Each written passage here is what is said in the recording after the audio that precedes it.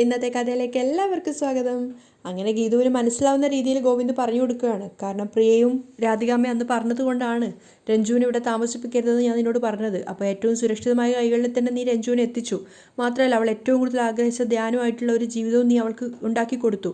അപ്പോൾ എന്ന് വെച്ച് കഴിഞ്ഞാൽ വെറുതെ ഒരു പ്രശ്നം ഉണ്ടാക്കണ്ട എന്ന് കരുതിയിട്ടാണ്. അപ്പം ഗീതു ചോദിക്കുന്നുണ്ട്, അപ്പോൾ ഇന്നലെ പറഞ്ഞത് വിജയലക്ഷ്മി അമ്മയോടുള്ള ദേഷ്യം കൊണ്ടാണെന്നല്ലേ? അപ്പം അത് ഞാൻ വെറുതെ പറഞ്ഞതാ, ഇതാണ് സത്യം. അപ്പം ഗീതു ചോദിക്കുന്നുണ്ട്, അപ്പോൾ വിജയലക്ഷ്മി അമ്മയോട് ദേഷ്യമില്ല അല്ലേ എന്ന് ഞാൻ പറഞ്ഞോ?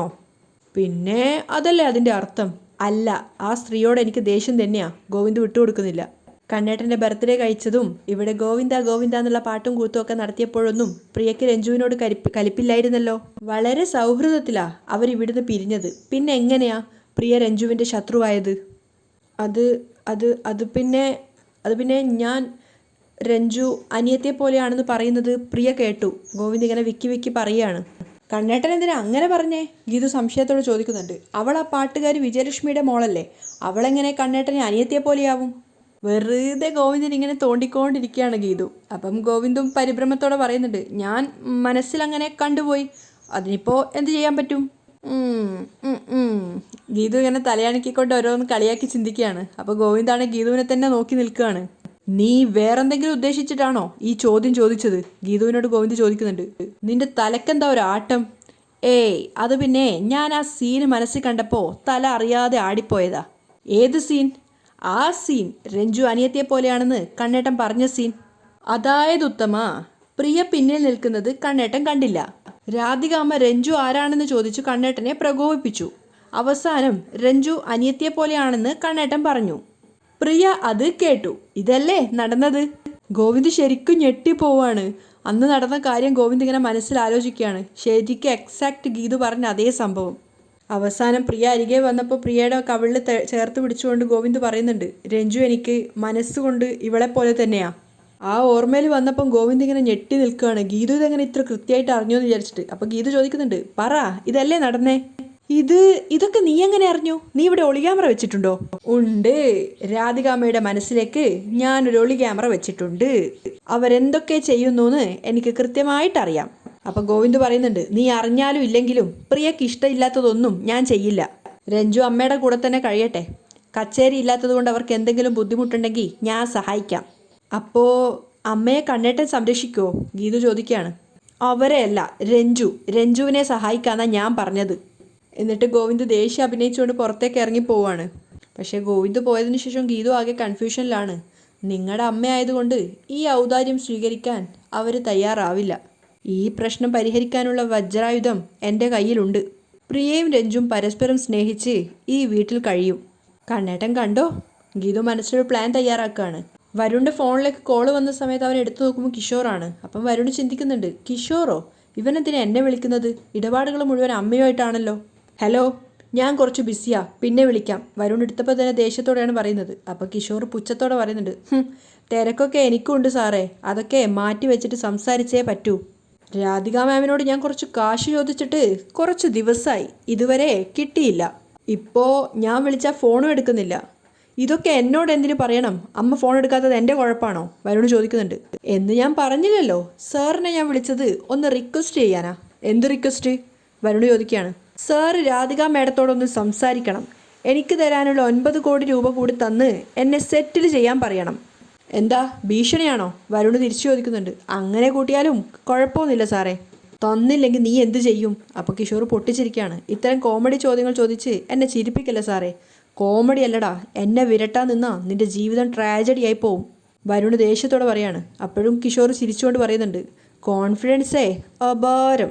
സാറിൻ്റെ തല എൻ്റെ കക്ഷത്തിലാണ് ഇരിക്കുന്നതെന്ന് ഓർക്കാതെ ഇങ്ങനെയൊക്കെ പറയാൻ പറ്റുന്നുണ്ടല്ലോ. അപ്പോൾ വരുൺ ദേഷ്യത്തോടെ വിളിക്കാണ്, ഡാ പോടാ. കിഷോർ പുല്ല് വിലയാണ് കൊടുക്കുന്നത്. അതിനുശേഷം വരുണിനെ ഭീഷണിപ്പെടുത്തുകയാണ്. രാധികാ മാഡം പോലും അറിയാതെ നീ ഗോവിന്ദ് സാറിനെ ഇല്ലാതാക്കാൻ ശ്രമിക്കുന്നത്, അതിനുള്ള തെളിവാ എൻ്റെ കയ്യിലുള്ള നിന്റെ വീഡിയോ. വരുൺ ശരിക്കും ഷോക്കായി പോവാണ്. പക്ഷേ ഈ സംസാരം കേട്ടുകൊണ്ടാണ് അവർണിക അങ്ങോട്ടേക്ക് വരുന്നത്. അപ്പോൾ കിഷോർ ഭീഷണിപ്പെടുത്തുന്നുണ്ട്, ആ വീഡിയോ ഗോവിന്ദ് സാറിൻ്റെയോ ഗീതുവിൻ്റെയോ കയ്യിൽ കിട്ടിയാൽ പിന്നെ എന്താ ഉണ്ടാവുകയെന്ന് ഞാൻ പറയണോ? അപ്പോൾ അങ്ങനൊരു വീഡിയോ കിഷോറിൻ്റെ കയ്യിലുണ്ട് എന്നുള്ളതിൽ അവർണികക്ക് ഉറപ്പായി. അപ്പോൾ കിഷോർ പുച്ഛത്തോടെ വരുണിനോട് ചോദിക്കുന്നുണ്ട്, എന്താടാ നിനക്ക് മിണ്ടാട്ടം മുട്ടിയോ? നീയും നിൻ്റെ കീപ്പ് സുവർണയും അകത്താവും. സംശയം ഉണ്ടോടാ നിനക്ക്? അപ്പോൾ വരുണ് പേടിയോടുകൂടി നിൽക്കുകയാണ്. അപ്പം കിഷോർ പിന്നെ ചിരിച്ചുകൊണ്ട് പറയാണ്, അതിലും നല്ലത് 9 കോടി രൂപ കൂടി തന്ന് എന്നെ അങ്ങ് സെറ്റിൽ ചെയ്യുന്നതല്ലേ സാറേ. അവർക്ക് കിഷോറിനോട് പുച്ഛം തോന്നുകയാണ്. അതേസമയം വരുണ് പറയുന്നുണ്ട്, ക്യാഷ് അറേഞ്ച് ചെയ്യാൻ കുറച്ചുകൂടി സമയമെടുക്കും, അതിനുവേണ്ടി അമ്മ ശ്രമിക്കുന്നുണ്ട്, ഇത്രയും കാശ് ഇപ്പോൾ പെട്ടെന്നുണ്ടാക്കാൻ അമ്മയ്ക്ക് കഴിയില്ല. അപ്പോൾ കിഷോർ കളിയാക്കുകയാണ്, എങ്കിലേ നമുക്കൊരു ഇൻസ്റ്റാൾമെൻറ്റ് സ്കീം ആലോചിച്ചാലോ സാറേ, ഒരു EMI സ്കീം. തൽക്കാലം 1 കോടി രൂപ അറേഞ്ച് ചെയ്യാൻ രാധിക മാഡത്തോട് പറയണം സാറേ, ബാക്കിയേ ഞാൻ പിന്നെ വാങ്ങിച്ചോളാം. ആ ശരി, ഞാൻ അമ്മയോടൊന്ന് സംസാരിച്ചോളാം. വെറുതെ സംസാരിച്ചാൽ പോരെ സാറേ, പറഞ്ഞ് സെറ്റാക്കണം, മനസ്സിലായോ? ഇതൊക്കെ കേട്ട അവർണിക്ക് കിഷോറിനോട് പുച്ഛം തോന്നുകയാണ്. കോള് കട്ടായതിനു ശേഷം കിഷോർ വിജയിച്ച ഭാവത്തിൽ ചിരിക്കുകയാണ്. അതേസമയം കിഷോറിന് തൊട്ടു പിന്നാലെ നിന്നിട്ട് അവർണിക ചിന്തിക്കുന്നുണ്ട്, വരുണിൻ്റെ സുവർണയുടെ വീഡിയോ കൂടി കിട്ടിയാൽ എല്ലാത്തിൻ്റെയും കാര്യം കഴിയും, അതിനെന്ത് ചെയ്യും? അതേസമയം രാധിക എന്തൊക്കെയോ ലാപ്ടോപ്പിൽ ചെയ്തുകൊണ്ടിരിക്കുമ്പോഴാണ് അങ്ങോട്ടേക്ക് വരുണ് വരുന്നത്. കിഷോറിൻ്റെ ഭീഷണി അത് നിസ്സാരമായിട്ട് കണ്ടാൽ അത് നമുക്ക് തന്നെ അപകടം ചെയ്യും, അവൻ അമ്മയോട് വന്ന് പറയുകയാണ്. അപ്പോൾ രാധിക ദേഷ്യത്തോടെ എഴുന്നേറ്റിട്ട് വരുണിനോട് ചോദിക്കുന്നുണ്ട്, അവൻ ചോദിക്കുമ്പോഴൊക്കെ എടുത്തു കൊടുക്കാൻ നമ്മളെന്താ ഇവിടെ നോട്ട് അടിക്കുകയാണോ? അപ്പം വരുൺ അതിൻ്റെ സീരിയസ്നെസ് രാധികയ്ക്ക് പറഞ്ഞു കൊടുക്കുകയാണ്. നമ്മൾ കാശ് കൊടുക്കില്ലെന്ന് വാശി പിടിച്ച് നിന്നാ അവനിത് ആർക്കെങ്കിലും ഷെയർ ചെയ്ത് കൊടുത്താ പിന്നെ നമ്മുടെ ഇമേജ് തിരിച്ചു പിടിക്കാനായിട്ട് 100 കോടി രൂപ മുടക്കിയാലും സാധിക്കില്ല. അവനെ പിണക്കാതെ നോക്കുന്നതാണ് ഇപ്പോഴത്തെ സാഹചര്യത്തിൽ നല്ലത്. അമ്മയെ ഇടങ്ങണിട്ട് നോക്കിക്കൊണ്ടാണ് വരുൺ ഇതൊക്കെ പറയുന്നത്. അവൻ ദേഷ്യത്തിൽ അതെങ്ങാൻ ഗോവിന്ദേട്ടൻ അയച്ചു കൊടുത്താൽ അത് കേട്ടതും രാധിക ശരിക്കും ഞെട്ടിപ്പോവാണ്. കണ്ണൻ ആ വീഡിയോ കണ്ടാൽ ഗീതുവിനെ കൊല്ലാൻ ശ്രമിച്ചത് ഞാനാണെന്ന കാര്യം അവന് വ്യക്തമാവും. അതോടെ അവൻ എന്നെ ഈ വീട്ടിൽ നിന്നും അടിച്ചിറക്കും. അപ്പം വരുണ് പറയാണ്, ഞാൻ ആ വീഡിയോയിൽ പറഞ്ഞത് കേട്ടാൽ പിന്നെ ഗോവിന്ദേട്ടൻ എന്നെ ഈ ഭൂമിക്ക് മീതെ വച്ചേക്കില്ല. അപ്പം രാധിക സംശയത്തോടെ ചോദിക്കുന്നുണ്ട്, നിന്നോട് അത്രയ്ക്ക് ദേഷ്യം വരാൻ നീ എന്താ അവളോട് പറഞ്ഞത്? അത് അപ്പോൾ ഞാൻ ഗീതുവിനോട് അപ്പോഴത്തെ ദേഷ്യത്തിന് വായിൽ വന്നതൊക്കെ പറഞ്ഞു. അമ്മയോട് സത്യം പറയാനാവാതെ വരുണ് കിടന്ന് ഉരുളുകയാണ്.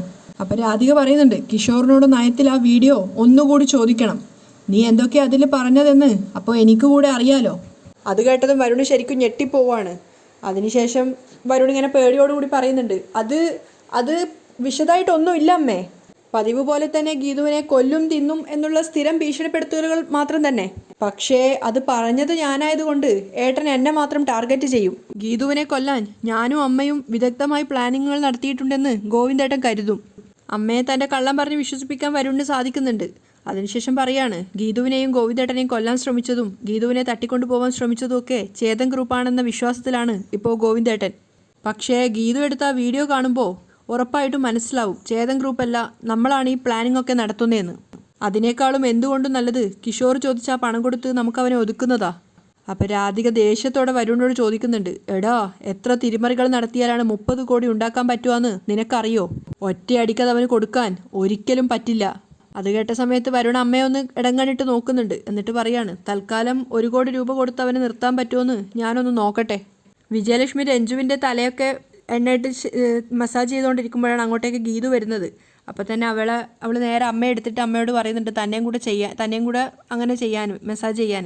മാത്രമല്ല രഞ്ജുവിന് അമ്മയുടെ സ്നേഹം ആവശ്യത്തിൽ കൂടുതൽ കിട്ടി, തൽക്കാലം ഞാനിവിടെ അറക്കലേക്ക് കൊണ്ടുപോകാമെന്ന് പറയാണ്. അപ്പം വിജയലക്ഷ്മി പറയുന്നത്, നീ വ്യക്തമായ എന്തോ പ്ലാനിങ്ങോട് കൂടി തന്നെയാണ് വന്നിരിക്കുന്നത്, എനിക്ക് മനസ്സിലായി മോളെ, ഇവളെ എൻ്റെ മകളാണെന്ന് അവരറിഞ്ഞാൽ അവർ പ്രശ്നം ഉണ്ടാക്കും എന്നൊക്കെ വിജയലക്ഷ്മി പറഞ്ഞു നോക്കുന്നുണ്ട്. അപ്പം ഗീതു മനസ്സിൽ വിചാരിക്കുകയാണ്, അതൊക്കെ എന്നോ രാധികാമ്മ അറിഞ്ഞിരിക്കുന്നു, പക്ഷേ അതിപ്പോൾ തൽക്കാലം ഇവിടെ പറയാൻ പറ്റില്ല. അപ്പോൾ ഗീതു പറയുന്നുണ്ട്, അമ്മ വിഷമിക്കേണ്ട, എന്തായാലും രഞ്ജു അമ്മയുടെ മകളാന്നുള്ളത് ഒരിക്കലും രാധികാമ്മ അറിയാതെ ഞാൻ സൂക്ഷിച്ചോളാം.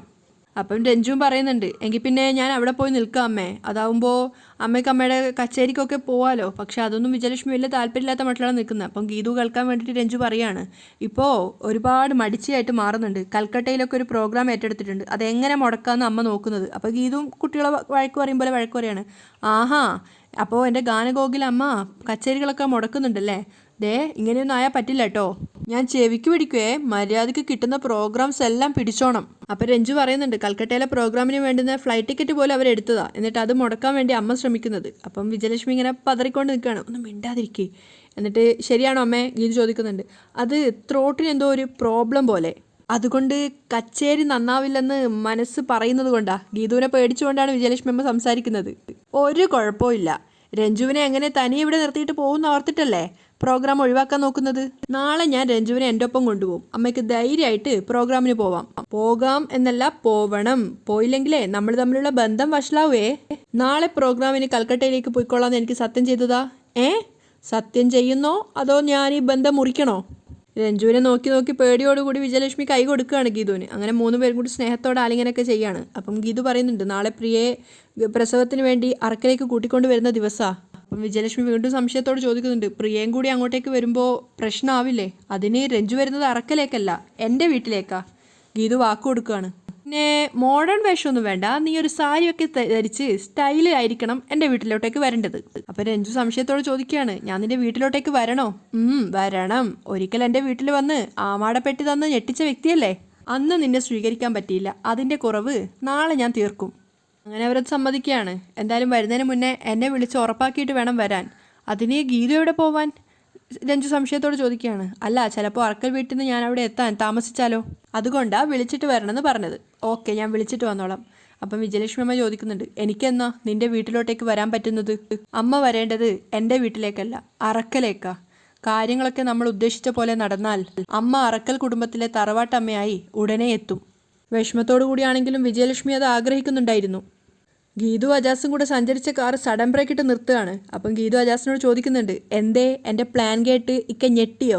അപ്പം അജാസ് സൈഡ് ഒതുക്കിയതിന് ശേഷം പറയുന്നുണ്ട്, ഗീതു നീ എടുക്കാൻ പോകുന്നത് വളരെ വലിയ റിസ്ക്കാ. അപ്പം ഗീതു തമാശയാക്കിയിട്ട് പറയാണ്, ഡിസ്ക് എടുക്കണം മാധവിയമ്മേ, ഡിസ്ക് എടുക്കണം. ഗീതു ഇത് തമാശയല്ല, ഏട്ടനെന്ന് വെച്ചാൽ മരിക്കാനിരിക്കുന്നതാണ് പ്രിയ. രഞ്ജുവിന് വേണ്ടി എന്തും ചെയ്യാൻ തയ്യാറായി നിൽക്കുന്ന ഗോവിന്ദ് സർ. വെറുതെ ഒന്ന് ചിന്തിച്ചു നോക്ക്, പ്രിയയും രഞ്ജുവും നേർക്ക് നേരെ നിന്ന് ശത്രുക്കളെ പോലെ പോരടിച്ചാൽ ഗോവിന്ദ് സർ ആരുടെ കൂടെ നിൽക്കും? ഇക്കയുടെ അഭിപ്രായത്തിൽ ആരുടെ കൂടെ നിൽക്കാനാ സാധ്യത? അവിടെ ഏറ്റവും കൂടുതൽ സംഘർഷം അനുഭവിക്കുന്നത് ഗോവിന്ദ് സാർ ആയിരിക്കും. ആരുടെ കൂടെ നിൽക്കണമെന്നറിയാതെ. ഇതിൽ ബാലൻസിങ് ഇല്ല.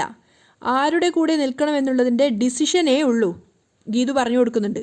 പക്ഷെ അജാസ് പറയുന്നുണ്ട്, ഇത് ഒഴിവാക്കുന്നതാണ് നല്ലത്. ഒടുവിലെ കയ്യിൽ നിന്ന് പോവും കേട്ടോ. ഇതാണ് റിയൽ പ്ലേ. ഗീതു ഉറച്ചു നിൽക്കുകയാണ്. അപ്പം അജാസ് വീണ്ടും പറയുന്നുണ്ട്, ഗോവിന്ദ് സാറിൻ്റെ മാനസികാവസ്ഥ കൂടി ഒന്ന് ചിന്തിച്ചു നോക്ക്. അപ്പം ഗീതു പറയുന്നുണ്ട്, തിരഞ്ഞെടുപ്പ് വേണ്ടി വരുമ്പോഴാണ് കൺഫ്യൂഷൻ, അത് വേണോ ഇത് വേണോ എന്നൊക്കെ. അവിടെയാണ് ഞാൻ എൻ്റെ ട്രംപ് കാർഡ് പുറത്തെടുക്കുന്നത്. ഏതാ ആ തുറുപ്പ്? അജാസ് ചോദിക്കുന്നുണ്ട്. അപ്പം ഗീതു പ്ലാനൊക്കെ അജാസിന് വിശദീകരിച്ച് പറയാണ്. അപ്പോൾ അജാസ് എല്ലാം കേട്ടതിന് ശേഷം ചോദിക്കുന്നുണ്ട്, ഇത് വർക്കൗട്ട് ആവോ? ഉറപ്പായിട്ടും സക്സസ് ആവും. ഗീതു ഉറപ്പ് കൊടുക്കുകയാണ്. പക്ഷേ അപ്പോഴും അജാസിന് കൺഫ്യൂഷൻ മാറുന്നില്ല. ഗീതു വേഗം ഫോൺ എടുത്തിട്ട് രാധിക അന്ന് വെല്ലുവിളിച്ച ആ ഒരു വീഡിയോ കണ്ടുകൊണ്ടിരിക്കുകയാണ്. നേരെ ആ വീഡിയോ രാധികയ്ക്കാണ് ഫോർവേഡ് ചെയ്യുന്നത്. ആ വീഡിയോ കണ്ടപ്പോൾ തന്നെ രാധിക ശരിക്കും ഷോക്കാവുകയാണ്. അങ്ങോട്ടേക്കാണ് വരുൺ വരുന്നത്. അപ്പം രാധിക വരുണിനോട് പറയാണ്, ഗീതു നമ്മളെ കൊടുക്കാനുള്ള എന്തോ പ്ലാൻ ചെയ്യുന്നുണ്ട്, നോക്ക് എന്ന് പറഞ്ഞുകൊണ്ട് ആ ഫോൺ വരുണ് കൊടുക്കുകയാണ്. വരുണും അത് കണ്ടപ്പം പറയുന്നുണ്ട്, ഇതൊരു അപകട സൂചനയാണല്ലോ അമ്മേ. പെട്ടെന്നാണ് തൊട്ടു പിന്നാലെ ഗീതുവിൻ്റെ ശബ്ദം. അങ്ങനെ അങ്ങ് പേടിച്ചാലോ? ഇപ്പോൾ കണ്ടതേ വരാൻ പോകുന്ന ഒരു മരണമാസ് ക്രൈം ത്രില്ലറിൻ്റെ ഒരു കുഞ്ഞു ട്രെയിലറാ. രാധികാമ്മയുടേത് മാത്രമായി പോയിന്ന് വിചാരിച്ച് വിഷമിക്കണ്ട കേട്ടോ. വരുണേട്ടൻ്റെയും സുവർണയുടെയും ഒക്കെ ചേർത്തിട്ടുള്ള ഒരു പാർട്ട് 2 ഉടനെ വരും. ശരിക്കും വരുണും രാധികയും ഞെട്ടുകയാണ്. അത് മുതലാക്കിക്കൊണ്ട് തന്നെ ഗീതു പറയുന്നുണ്ട്, അത് കഴിഞ്ഞാൽ പിന്നെ എന്തൊക്കെ ദാരുണ രംഗങ്ങൾ കാണണം. സോറി, ഹിറ്റ് പ്രമോഷൻസ് ഒക്കെ ഉണ്ടാവുമെന്ന് ഇപ്പോൾ പറയാൻ പറ്റില്ല. അപ്പം രാധിക ചോദിക്കുന്നുണ്ട്, നീ എന്തിനാ ഞങ്ങളെ പേടിപ്പിച്ച് മുൾമുനയിൽ നിർത്തുന്നത്? നിനക്ക് എന്താ വേണ്ടത്? അപ്പം ഗീതു പറയുന്നുണ്ട്, വേണ്ടത് എന്താന്ന് പറഞ്ഞാൽ നടത്തി തരുമോ? നീ എന്ത് വേണേലും ചോദിച്ചോ, അത് ഞാൻ നടത്തിത്തരാം. പക്ഷേ അതോടെ ഈ ഭീഷണി അവസാനിപ്പിക്കണം. എങ്കിൽ ഞാൻ എൻ്റെ ആവശ്യം പറയട്ടെ, ഒന്ന് വേഗം പറ. വരുണ് പറയുന്നുണ്ട്, എങ്കിൽ നിങ്ങൾ രണ്ടുപേരും ഈ കുടുംബത്തിൽ നിന്നും ഗോവിന്ദേട്ടൻ്റെ ജീവിതത്തിൽ നിന്നും ഇറങ്ങിപ്പോവണം. രാധികം വരുൺ ശരിക്കും ഷോക്ക്ഡ് ആവുകയാണ്. അപ്പോൾ ഗീതു ചോദിക്കുന്നുണ്ട്, എന്താ സമ്മതല്ലേ? എങ്കിൽ പറഞ്ഞോ. കണ്ണേട്ടന് വേണ്ടി ഞാൻ ഇതിൻ്റെ ഒരു വീഡിയോ പ്രദർശനം നടത്താം. നീ ഇത് കണ്ണൻ അയച്ചു കൊടുത്താ അതിനു മുമ്പ് ഞാൻ ഈ ലോകം വിട്ടു പോവും. രാധിക പറയാണ്. വരുണ് തന്നെ ശരിക്കും ഞെട്ടിപ്പോവാണ് അമ്മയുടെ സംസാരം കേൾക്കുമ്പോൾ. അപ്പോൾ രാധിക ഗീതുവിനോട് പറയുന്നുണ്ട്, നീ എൻ്റെ മരണത്തിന് ഉത്തരവാദി നീയാണെന്ന് എഴുതി വെച്ചുകൊണ്ട്. അത് കേട്ട് ഗീതു പൊട്ടിച്ചിരിക്കുകയാണ്. അമ്മാതിരി വരട്ടലൊന്നും ഇങ്ങോട്ട് വേണ്ട രാധികാമ്മേ. എനിക്ക് ഏശത്തില്ല. നിങ്ങൾ ആത്മഹത്യ ചെയ്താ ഭൂമിക്ക് അത്രയും ഭാരം ഒഴിഞ്ഞു. അല്ലാതെ അതൊരു നഷ്ടമായിട്ട് ഞാൻ കണക്കാക്കില്ല. രാധിക ആകെ തോറ്റ അവസ്ഥയിൽ നിൽക്കുകയാണ്. അപ്പം ഗീതു വിചാരിക്കുന്നുണ്ട്, ഇനി ഐറ്റം ഒന്ന് മാറ്റിപ്പിടിക്കാം. നിങ്ങളിവിടെ നിന്ന് പോകണമെന്നൊക്കെ ഞാൻ വെറുതെ ഒന്ന് തള്ളിയതാ. എല്ലാവരും സന്തോഷത്തോടെ ഇവിടെ തന്നെ കഴിയണമെന്നാ എൻ്റെ ആഗ്രഹം. ഇനി എന്താവും അടുത്തത് ഗീതു പറയാൻ പോകുന്നതെന്ന് പേടിച്ചുകൊണ്ടാണ് രാധികയും വരുണും നിൽക്കുന്നത്. അല്ലെങ്കിൽ അത്രത്തോടെ സംശയത്തോടു കൂടി. അങ്ങനെയാണ് ഇന്നത്തെ എപ്പിസോഡ് വൈൻഡപ്പ് ചെയ്യുന്നത്.